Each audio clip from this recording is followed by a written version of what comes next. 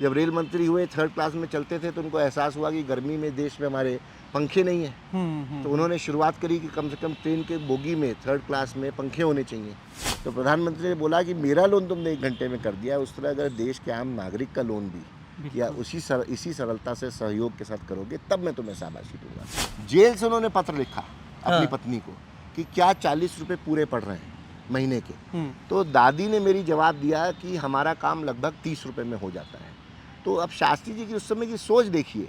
तो उन्होंने foreign people of servant society को चिट्ठी लिखी जेल से कि मेरी पत्नी का जवाब आया है कि हमारा काम परिवार का 30 रुपये माह में चल रहा है, तो जो 40 आप दे रहे हैं उसको कम करके 30 कर दिया जाए और 10 रुपया किसी और स्वतंत्रता सेनानी के परिवार में किसी को दिया जाए जिसको ज़्यादा जरूरत है। उनकी माता जी को उन्होंने ये नहीं बताया था कि वो रेल मंत्री हैं। अच्छा। उन्होंने बताया कि मैं रेलवे में एम्प्लॉई हूँ, काम करता हूँ। अच्छा।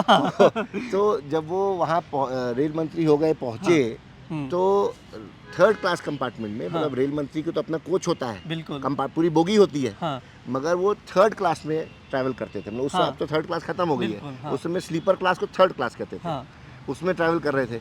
तो जो उनके जो भी अफसर साहब सारे जितना ताम झाम था, वो सब रेल मंत्री को रिसीव करने आए। तो सारे जो है फर्स्ट क्लास बोगी के आगे खड़े हो गए। और शास्त्री जी जब उतरे तो उन्होंने देखा बड़ी भीड़ लगी हुई है। तो कहा किसने लगी है? किसी से पूछा तो बोला भाई साहब रेल मंत्री आ रहे हैं, आप हटिए पीछे। तो अभी अफसर भागे भागे आए कि अरे साहब माफ़ कर दीजिए, हमें पता नहीं था आप यहाँ पे हैं। एक सीधी, सरल, सच्ची और निर्मल छवि वाले देश के दूसरे प्रधानमंत्री लाल बहादुर शास्त्री जी का आज जन्मदिन है। उनकी ईमानदारी और खुददारी की आज भी मिसालें दी जाती हैं। उनकी जो किस्से हैं, कहानियाँ हैं, वो हमने सोचा कि आप तक साझा करें।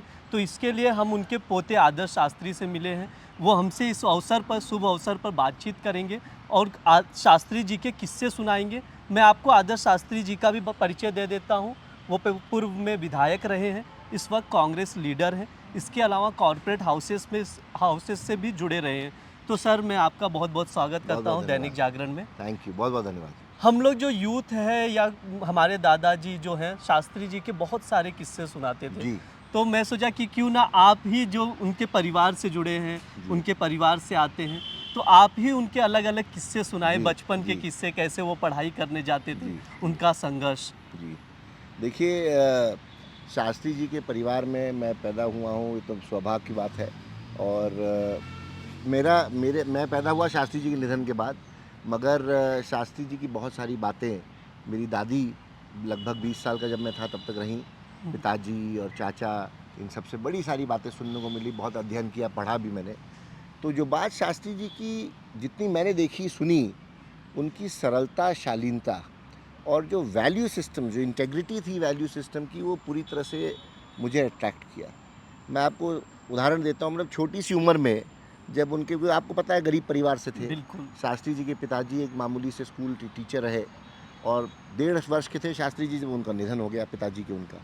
तो फिर वो अपने मामा जी के जाके वहाँ से अपनी पढ़ाई करी। तो बहुत ही साधारण और बहुत ही गरीब समस्या उस समय थी, पोजीशन थी। तो रामनगर में रहते थे। स्कूल उनका पढ़ता था गंगा पार, बनारस में। तो उस समय ये हालत थी, कई बार पैसा नहीं होता था जो नाव चलाने वाला है, तो अपने किसी मित्र को शास्त्री जी अपनी स्कूल की किताबें दे देते थे और ये बोल देते थे कि मैं गंगा पार करके चला जाऊंगा, तैर के चला जाऊंगा। क्योंकि उनके पास उतना भी पैसा नहीं होता था, शायद 1 आना उस समय लगता था। उनके पास 1 आना नहीं होता था कि वो नाव वाले को दे सकें कि उनको वो नदी पार करा सकें। तो ये मतलब स्कूल में शायद 12-13 साल की उम्र की बात है कि ये नदी पार करके चले जाते थे। तो आप सोचिए उस समय से शास्त्री जी के अंदर इस तरह की एक सोच थी। फिर महात्मा गांधी से उस समय पूरे देश में आज़ादी का एक जुनून था। तो महात्मा गांधी से वो भी पूरी तरह से प्रेरित हुए और उन्होंने भी फिर अपना पढ़ाई करने के बाद जब काशी विश्वनाथ से पढ़ाई ख़त्म करी, उसके बाद उन्होंने स्वतंत्रता संग्राम में जो है अपने आप को जोड़ लिया। और एक जब से दिलचस्प किस्सा है, मैं थोड़ा सा उसको याद कर रहा था कि जब वो स्कूल में थे उस दौरान चपरासी उनको थप्पड़ मार दिया था किसी वजह से। लेकिन जब वो रेल मंत्री बने 1954 में किसी कार्यक्रम में हिस्सा ले रहे थे, देवीलाल शायद नाम था उस चपरासी का। तो जब उनको देखा तो वो छुप रहे थे, मतलब हट रहे थे, तो उनको स्टेज पे बुला के गले लगा लिया। ऐसा हुआ था जब वो स्कूल कॉलेज में थे, तो आम के बागान जो थे स्कूल के अंदर, उसमें आम तोड़ रहे थे। तो आम तोड़ रहे थे तो माली थे या जो भी थे, वो चौकीदार थे, तो उन्होंने देखा बाकी बच्चे भाग गए, शास्त्री जी की हाइट कम थी तो दीवार फांद के कूद नहीं पाए, तो पकड़ लिए गए और चौकीदार ने झापड़ मार दिया उनको उस समय। और उस समय जब चौकीदार ने झापड़ मार दिया तो वो बोले कि मेरे पिताजी नहीं है, तुम जानते नहीं हो, मतलब उन्होंने थोड़ा सिंपैथी गेन करने के लिए, जैसे कि कोई बच्चा करेगा, कहा कि पिताजी नहीं है। तो उस चौकीदार ने उनको बोला कि पिताजी नहीं है तो ये और भी महत्वपूर्ण है कि तुम्हारे अंदर ऐसी सोच होनी चाहिए, समझदारी होनी चाहिए, रिस्पॉन्सिबिलिटी होनी चाहिए कि तुम इस तरह की हरकत ना करो। फिर कई वर्षों बाद, शायद 57 या 56 की बात होगी, जब वो रेल मंत्री रहे, तो वो जब कहीं जा रहे थे तो वहाँ उसी रेलवे स्टेशन पर उनका स्वागत करने वो चौकीदार आए। मगर वो घबरा गए तो सोचे कि कहाँ रेल मंत्री, मुझको देश के रेल मंत्री पहचानेंगे। मगर शास्त्री जी ने देख लिया और देख के उनको बुलवा लिया, तो वो बेचारे घबराते हुए गए। मगर शास्त्री जी ने उनको शायद ये बोला कि आपने जो मुझे 40 साल पहले कोई चीज़ जो समझाई थी वो आज भी मुझे याद है। तो वो चौकीदार जो है रोने लगा उस समय। तो ये इस तरह की छोटी छोटी बातें हैं।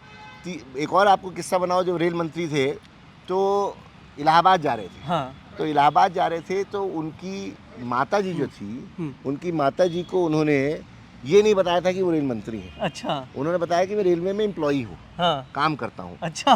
तो जब वो वहाँ रेल मंत्री हो गए, पहुँचे, तो 3rd क्लास कंपार्टमेंट में, मतलब रेल मंत्री को तो अपना कोच होता है, बिल्कुल, पूरी बोगी होती है, मगर वो 3rd क्लास में ट्रैवल करते थे। मतलब उस समय अब तो 3rd क्लास खत्म हो गई है, उस समय स्लीपर क्लास को 3rd क्लास कहते थे, उसमें ट्रैवल कर रहे थे। तो जो उनके जो भी अफसर साहब, सारे जितना ताम झाम था, वो सब रेल मंत्री को रिसीव करने आए। तो सारे जो है 1st क्लास बोगी के आगे खड़े हो गए। और शास्त्री जी जब उतरे तो उन्होंने देखा बड़ी भीड़ लगी हुई है। तो कहा किसने लगी है? किसी से पूछा तो बोला भाई साहब रेल मंत्री आ रहे हैं, आप हटिए पीछे। तो अभी अफसर भागे भागे आए कि अरे साहब माफ़ कर दीजिए, हमें पता नहीं था आप यहाँ पे हैं। तो मतलब इस तरह के साधारण उनकी सोच थी, इतनी शालीन सोच थी कि वो 3rd क्लास कंपार्टमेंट में तो ट्रैवल करे, कोई अफसर, कोई प्रोटोकॉल में विश्वास नहीं करते थे, केवल सेवा में विश्वास करते थे। जब रेल मंत्री हुए 3rd क्लास में चलते थे तो उनको एहसास हुआ कि गर्मी में देश में हमारे पंखे नहीं हैं। तो उन्होंने शुरुआत करी कि कम से कम ट्रेन के बोगी में 3rd क्लास में पंखे होने चाहिए, तो पंखे लगाए गए। इस तरह कई वो नहीं होती थी, खिड़कियों में बार नहीं होती थी, जो एक वो लोहे की होती है, सलाख नहीं होती थी, वो लगवाई उन्होंने। इस तरह कई काम जो है। और खैर उसके अलावा जो एक्सीडेंट हुआ वो तो सभी को मालूम है, वो जब जाहिर है वो तो कि जब शास्त्री जी मतलब अपनी नैतिक जिम्मेदारी मानकर एक दुर्घटना जो हुई, रेल दुर्घटना अरियूल में, तमिलनाडु में, उस पर उन्होंने इस्तीफा दिया। और आज तक मैं समझता हूँ वो राजनीति में नैतिकता का सबसे बड़ा आज तक का एग्जाम्पल है, जो उदाहरण है जो सेट किया गया है। मैं एक चीज़ और जानना चाहूँगा उनके किस्से में ही कि मतलब इतना साधारण कोई कैसे हो सकता है कि कर्ज लेके गाड़ी खरीदे? देखिए आज तो हम यहाँ लाल बहादुर शास्त्री स्मारक में हैं और आपको मैं गाड़ी भी दिखाऊंगा। तो हुआ ये था कि शास्त्री जी जब प्रधानमंत्री बने तो उनके जो बच्चे, मतलब मेरे पिताजी और चाचा जो थे, उनके बेटे थे, वो उनके पास गए। देर रात में आते थे शास्त्री जी प्रधानमंत्री कार्यालय से, तो जगे हुए थे। तो पूछा शास्त्री जी ने कि भाई आप लोग क्यों जगे हुए हैं? तो उन्होंने बोला कि हम लोग, अब आप प्रधानमंत्री हो गए हैं और आपके कार्यालय में जो ऑफिसर हैं उनके बच्चे भी हमारे साथ उसी स्कूल में हैं और वो सब गाड़ी में आते हैं और हम लोग टोंगे में जाते हैं, घोड़ा गाड़ी में जाते हैं। तो ये तो बड़ी हम लोग को बड़ी बेइज्जती लगती है इस बात की। तो अपने तरीके से आप देखिए, शास्त्री जी ने बोला कि ऑफिसर को अगले दिन बुलाकर कि भाई ठीक है, इन बच्चों को जो है सरकारी गाड़ी पे छोड़ दिया जाए और जितना भी आने जाने का किलोमीटर का खर्चा होगा वो मेरे वेतन से, मेरे सैलरी से काट लिया जाए।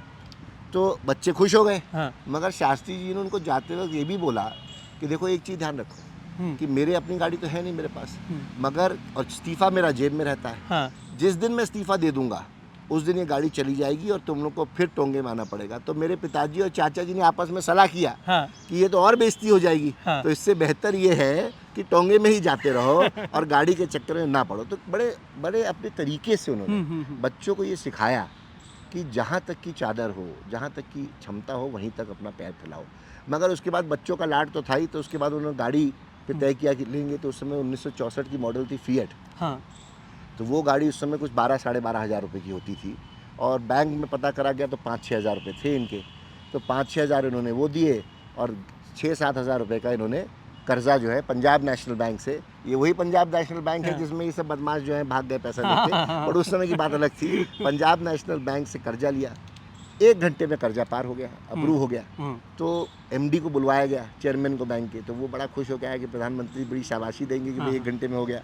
तो प्रधानमंत्री ने बोला कि मेरा लोन तुमने 1 घंटे में कर दिया, उस तरह अगर देश के आम नागरिक का लोन भी या इसी सरलता से सहयोग के साथ करोगे तब मैं तुम्हें शाबाशी दूंगा। खैर वो लोन मिल गया, उसके बाद वो गाड़ी ली, और वो आज भी यहाँ 1964 मॉडल की फिएट खड़ी है। और अफसोस ये कि शास्त्री जी का निधन हो गया उसके बाद। तो उस समय पंजाब नेशनल बैंक ने बोला कि हम ये लोन जो है आपका माफ़ कर देंगे, मगर क्योंकि दादी भी मेरी स्वाभिमानी थी, शास्त्री जी की पत्नी थी, तो उन्होंने कहा कि नहीं, लोन नहीं माफ़ करने की ज़रूरत है। जो उनको पेंशन मिलती थी, अपने पेंशन से वो लोन जो है उन्होंने भरपाई करी, दादी ने मेरी, शास्त्री जी के निधन के बाद। और वो गाड़ी फिर उन्होंने कर्जा पूरा करा के देकर फिर गाड़ी जो है अपनी। अच्छा, गाड़ी का जिक्र हो रहा था तो मुझे एक चीज़ और याद आई कि जब उनका बेटा जो सरकारी गाड़ी से कॉलेज चले जाता है तो वो अपने ड्राइवर और उसको फटकार भी लगाते हैं, और जो ईंधन है, मतलब जो फ्यूल का खर्चा आता है 4.5 रुपए कुछ थे, तो वो खुद अपनी जेब तनख्वाह से भर के देते, जेब से भर के देते थे। बिल्कुल वो था। उसके अलावा फिर एक किस्सा और बताऊंगा आपको। मेरे पिताजी जब 12वीं पास किए तो उस समय फिर कॉलेज एडमिशन के समय था, तो यहाँ दिल्ली का उस समय टॉप कॉलेज है सेंट स्टीफेंस कॉलेज, उसमें उनका भर्ती होनी थी। तो वहाँ गए जब भर्ती के लिए अनिल शास्त्री जी मेरे पिताजी, तो वहाँ पे जो एडमिशन फॉर्म होता है उसमें उन्होंने पिता का नाम लिखा लाल बहादुर, और पता यहाँ का दिया प्रधानमंत्री निवास का।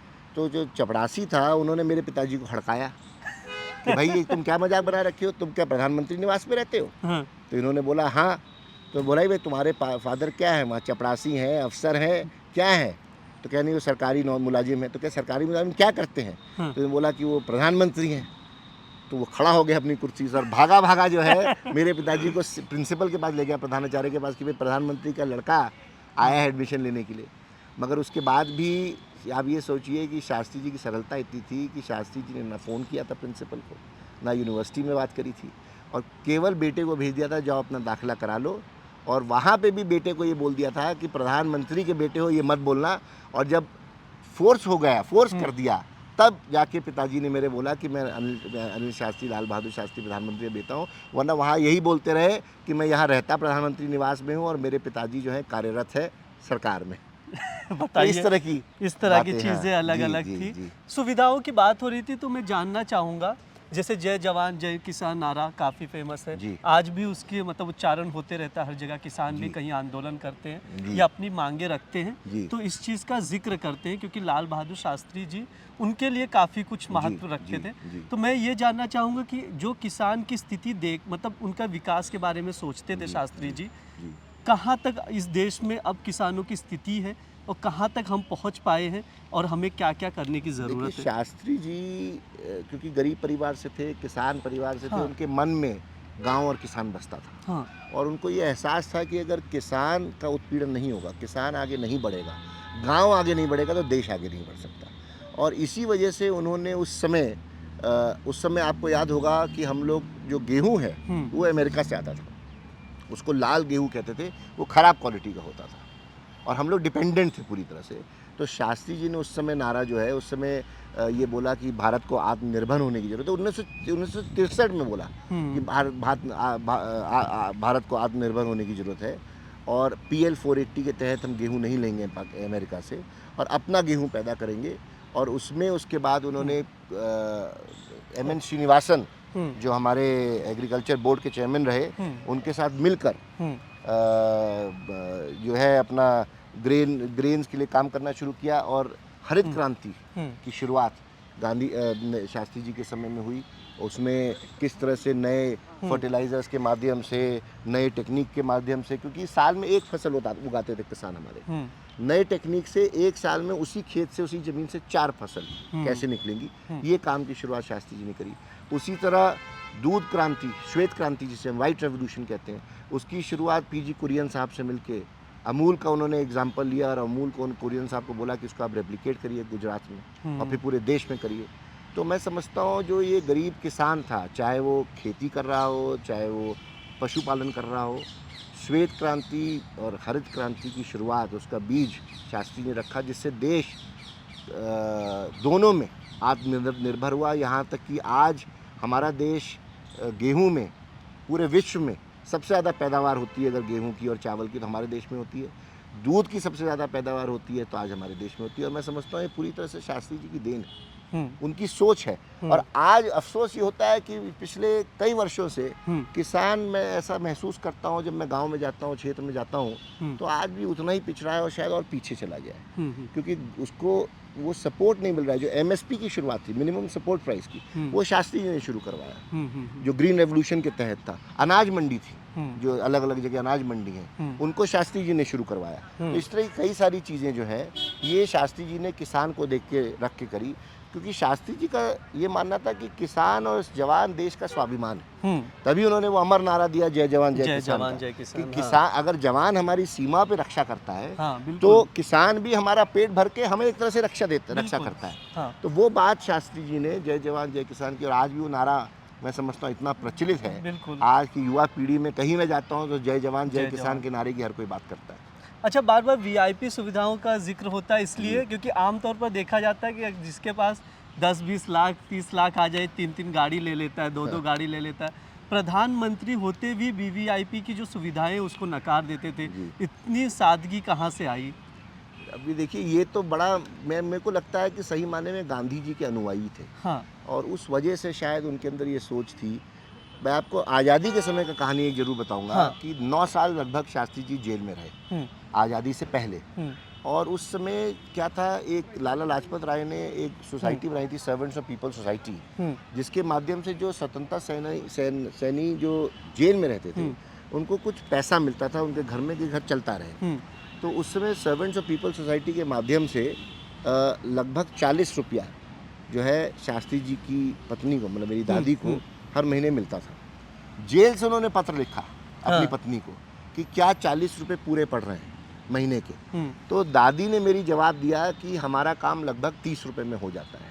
तो अब शास्त्री जी की उस समय की सोच देखिए, तो उन्होंने foreign people of servant society को चिट्ठी लिखी जेल से कि मेरी पत्नी का जवाब आया है कि हमारा काम परिवार का 30 रुपये माह में चल रहा है, तो जो 40 आप दे रहे हैं उसको कम करके 30 कर दिया जाए और 10 रुपया किसी और स्वतंत्रता सेनानी के परिवार में किसी को दिया जाए जिसको ज़्यादा ज़रूरत है। तो ये सोच इन लोगों की जो थी, ये मैं समझता हूँ आज संभव नहीं है। आज हम लोगों के लिए संभव नहीं है कि इस तरह की सोच को हम लोग अपना सकें या उस पर उतर सकें, मगर कम से कम उस दिशा की तरफ सोच सकते हैं। आज जब मैं युवा पीढ़ी से इंटरेक्ट करता हूँ तो मेरे अंदर बहुत उम्मीद बढ़ जाती है, क्योंकि मैं देखता हूँ जो आज की जो यूथ है इसके अंदर वही जज्बा है, पैशन है इंडिया के लिए, भारत के लिए, इस देश के लिए, और कुछ करना चाहते हैं। मेरे से सवाल पूछते हैं शास्त्री जी के बारे में, जैसे आप और हम लोग चर्चा कर रहे हैं, जो शायद पहले नहीं था, मगर आज की तारीख में आज की युवा पीढ़ी को लगता है कि देश आगे बढ़ रहा है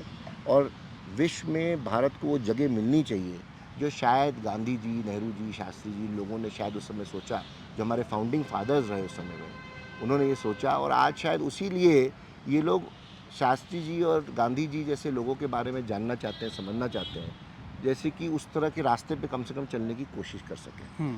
तो ये जी, वैसे मैं ये समझ नहीं पाता हूँ कि जो उनकी वैल्यूज़ हैं आज के यूथ के लिए कितना ज़रूरी है। इस चीज़ को मैं चाहूँगा कि थोड़ा सा आप उनके वैल्यूज़ को बताइए। देखिए, ऐसा है कि शास्त्री जी की जो वैल्यूज़ हैं, मैं अगर इसको एकदम सिंपल उसमें बताऊँ तो नैतिकता, सरलता, शालीनता, मतलब विनम्र, अपना पर्सनालिटी एकदम सॉफ्ट स्पोकन थे, हम्बल थे, और बहुत ही ज़्यादा साधारण उसमें विश्वास रखते थे। और आज की पीढ़ी के लिए मैं यही सोचता हूँ कि अपने काम से अपना नाम बनाएं, अपने काम से अपना नाम बनाएं, समाज में क्या कर सकते हैं उसमें नाम बनाएं। आज हमारे युवा पीढ़ी में हर किसी को, स्कूल के बच्चे, कॉलेज के बच्चों को सोचने की ज़रूरत है कि हम अच्छे नागरिक बन के समाज को, देश को क्या दे सकते हैं, बिल्कुल, ना कि क्या ले सकते हैं। तो ये सोच मैं समझता हूँ एक जो उस समय के इन लोगों में थी, वो उस सोच की आज जरूरत है। वो आज थोड़ा सा मुझे लगता है कहीं पे वो वैक्यूम है। जब हम लोग रेलवे में सफ़र करते हैं जी, तो अभी तो बहुत ज़्यादा भीड़ भाड़ होती है ये सब जी, लेकिन मुझे उनका एक किस्सा याद है कि वो जब ट्रेन में सफ़र कर रहे थे तो जो उनके पीए थे, जी, एसी सब कुछ ऑन हो जाता उनके जो जिसमें वो बैठे रहते हैं, लेकिन दूसरे जो डिब्बों में है वो सुविधाएं नहीं थी। जी। इस वजह से उन्होंने वही ऐसे पहले रेल मंत्री रहे जी। जो जनरल कोचेस में ट्रेनों में जी। पंखे लगवाए। पंखे लगवाए, बिल्कुल। तो वो कैसे, मतलब इतनी चीज़ें आती कहाँ से, क्योंकि लोग तो सिर्फ अपने लिए ही करते हैं बस, अब उसके वही बाद वही देखिए, इसीलिए दूसरों के लिए सोचने की शक्ति होना, मैं समझता हूँ एक बहुत बड़ी खूबी है, हर किसी के अंदर नहीं होती है। इतनी मतलब आप ये सोचिए, ये तो आप रेल की तो एक बात कर रहे हैं, हाँ। मैं दूसरा पहलू, दूसरे अदर एक्सट्रीम पे आप देखिए तो जेल में हाँ। उन्होंने बहुत सुविधाएं शुरू करी, जो कि पहले सोचा नहीं जा सकता कि जेल में जो कैदी है उसको दिन में कोई उसके पसंद का काम करना, कोई माली का काम करना चाहता है, कोई बढ़ई का काम करना चाहता है, उस तरह की पॉलिसीज़ इंट्रोड्यूस करी। उसके बाद जो उस समय कोई प्रोटेस्ट होता था मान लीजिए, तो उसमें पुलिस क्या करती थी, रबर बुलेट हम्म, चलाती थी, रबर बुलेट से चोट लगती थी। चोट लगती है। तो हाँ। उन्होंने पहले, ऐसे होम मिनिस्टर थे वो, हाँ। उन्होंने रबर बुलेट बैन करी और उसी के वाटर कैनन, पानी की का वो शुरू बौछार हाँ। शुरू करी, हाँ। जो कि मैं समझता हूँ आज भी अगर आप कहीं भी कोई राजनीतिक प्रोटेस्ट कहीं होता है तो आप वो देखेंगे कि वो प्रोटेस्ट जो है उसमें पुलिस का जो होता है वो पानी का बौछार होता है, ना कि कोई रबर बुलेट होती है। तो इस तरह की कई चीज़ों में उनकी सोच जो है बहुत आगे की थी, मैं समझता हूँ। बिल्कुल, आपने हमसे बात की उसके लिए बहुत बहुत धन्यवाद। हम लोग भी चाहेंगे कि जो यूथ हैं, जो शास्त्री जी हैं, उनके वैल्यूज़ को अडॉप्ट करें, अपने ऊपर पहले खुद आजमाएं और दूसरों को भी सिखाएं, उसको बढ़ाएं पूरे बिल्कुल, देश भर में, बिल्कुल, बिल्कुल। विश्व भर में। आप लोग देखते रहिए दैनिक जागरण। शुक्रिया।